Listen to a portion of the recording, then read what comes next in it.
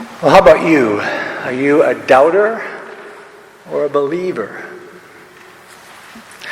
I think it's fair to say that you and I live in a culture of doubt. We breathe that air. A culture of doubt can distort our worldview. It can deconstruct our understanding of truth. It easily redefines the boundaries of morality. It can warp our sense of justice. It can disguise our narcissism as the appropriation of self-worth. And it can twist dreams of peace into hopeless nightmares. So are you a doubter or a believer? Or maybe there's some doubt and some belief, both in your heart and mind. There are two ways for us to look at Thomas. In Western Christianity, of which we're a part, we know him as Doubting Thomas. In the Eastern and the Orthodox churches, they call him Thomas the Believer. And rightly so. Where does he end up? He ends up being Thomas the Believer. There's no string of gospel stories that shows a history of Thomas doubting things. Just not there. It's just this one instance. He was an apostle, a close and faithful follower of Jesus.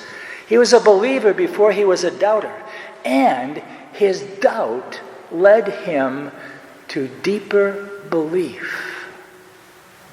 In the whole of the New Testament, Thomas is the only person to address Jesus with these words, "My Lord and my God," the only one. So what happened? What caused Thomas to doubt? I think it might have been the painful, inglorious death of Jesus, condemned and crucified as a common criminal. It just wasn't supposed to end that way. It wasn't supposed to come to that. So the other disciples reporting that Jesus had risen did little to generate fresh faith and trust in Thomas's mind and heart. And I can't help but wonder if, when it comes to questions of faith, there aren't many today who, like Thomas, have a history of strong faith and belief, but who, like Thomas, find themselves from time to time, for one reason or another, saying, it wasn't supposed to end up like this.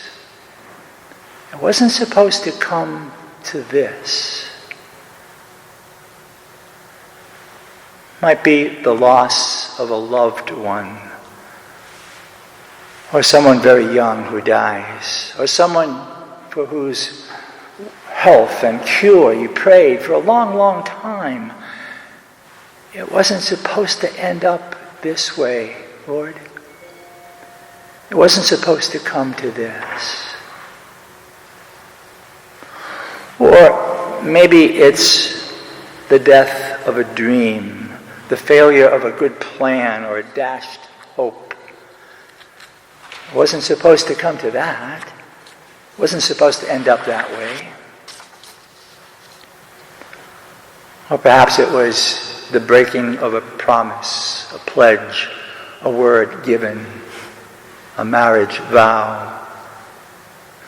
Oh God, it wasn't supposed to end up like this. It wasn't supposed to come to this. Thomas's stance that he would not believe without seeing and touching Jesus' wounds may have been as much an expression of disappointment, grief, and anger as it was a demand for proof.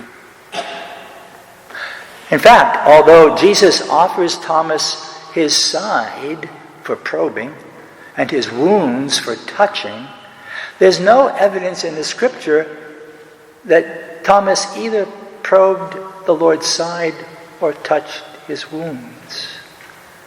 doesn't tell us that he did that. Rather, it tells us his immediate response is his confession of faith, his belief, my Lord and my God. What Jesus helped Thomas to do was to confront the death-dealing wounds, the pierced side, to look at the pain, to accept its scars, and to see that even if it wasn't supposed to have come to this, even if it wasn't supposed to have ended this way, there is indeed still life again, even after death.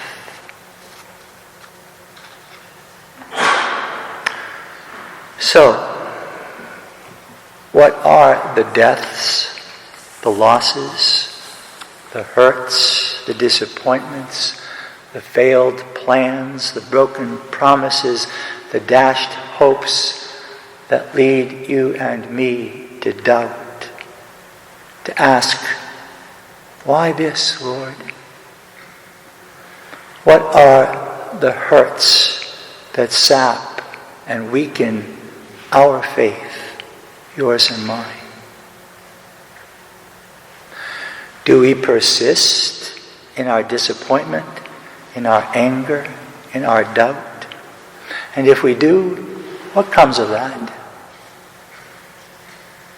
If we cease to believe, to trust, to hope, what deeper loss might eventually be ours? Or do we need, like Thomas, to look into the wounds of our own hearts, pierced by what we thought would never happen? And there, in the loss, in the wounds, look for the presence of Jesus and listen for his voice calling us to believe, to trust again in him with a faith stronger than death itself. As surely as Jesus returned to the upper room to strengthen Thomas in faith, so he comes today to this place, to this church, looking for each of us to strengthen us in our faith when it's failing us. This day, at this altar, Jesus comes again and stands in our midst, sits at our table, his table, offering us his divine mercy.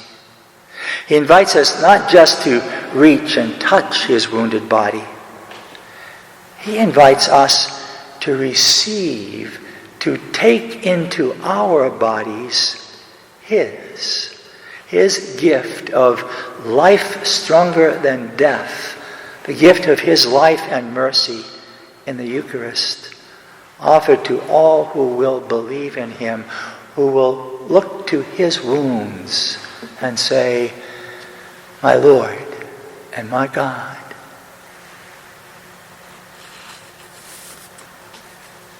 Are we doubters or believers? We all believe. Lord, help us in our unbelief.